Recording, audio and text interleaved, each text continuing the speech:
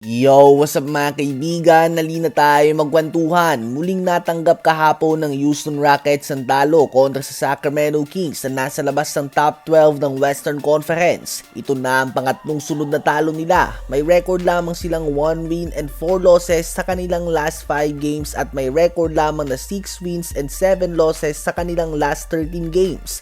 Kaya naman ngayon nga ay nasipa na sila palabas ng top 6 ng West. Number 7 na nga ang Houston Rockets ngayon at umangat naman ang dating team ni Kevin Durant na Phoenix Suns sa 6th seed.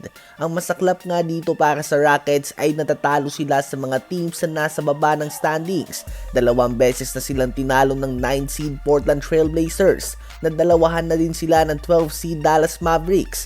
Ganun din ng 14th seed Sacramento Kings. Natalo din nga sila ng 13th seed Utah Jazz at pati na din ng 15th seed New Orleans Pelicans. Sa last 5 games din ay hawak nga nila ang worst 3-point shooting sa buong history ng NBA. 43 of 188 lamang sila mga kaibigan and that is only 23.4%.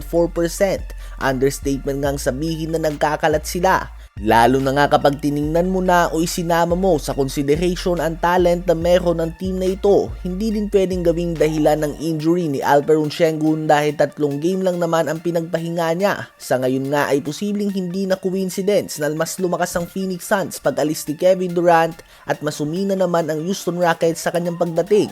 Oo, injured nga si Fred VanVleet, subalit injured din naman si Jalen Green para sa Phoenix Suns. At kung talent lang naman ang team ang pag-uusapan, di hamak na mas malaking kawalan nga si Jalen Green sa Suns kaysa kay Fred VanVleet sa Houston Rockets.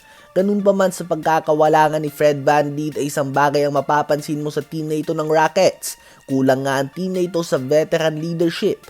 Walang duda na magaling at legend na sa game ng basketball si Kevin Durant. Madami siyang hawak na iba't ibang record. Subalit kung may isa man ngang bagay na madalas na reklamo sa kanya mga fans, ito nga ay hindi siya magaling na leader. Tila ba siya nga ang best role player ever? Ilagay mo siya sa isang team na may mga superstar at mangingibabaw nga siya dahil sa kanyang galing tulad lamang sa Team USA. At dahil na din nga walking mismatch nga siya sa opensa. Ganun pa man bigyan mo siya ng mga role players lang na kakampi na kailangan niyang pangunahan sa isang regular season, dito na nga lalabas ang kanyang kahinaan. Ang galaw na ginawa ng Houston Rockets sa pagkuha kay KD ay isang galaw na ginawa nila bilang paghahanda para sa playoffs. At tama naman ito dahil kailangan nga talaga nila ng consistent shot maker sa playoffs. Ganun pa man ang katotohanan nga ay kailangan nila na makatawid muna sa regular season bago umabot dito at posibleng dito nga sila mahirapan pa dahil tulad lamang ng Warriors doon, mas maganda nga ang record nila sa season bago dumating si Kevin Durant. Nag-set nga sila ng record na 73 wins and 9 losses.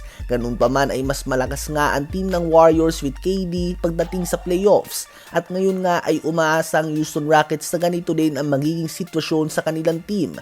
Ano ba masasabi nyo sa pag-struggle ng Rockets lately?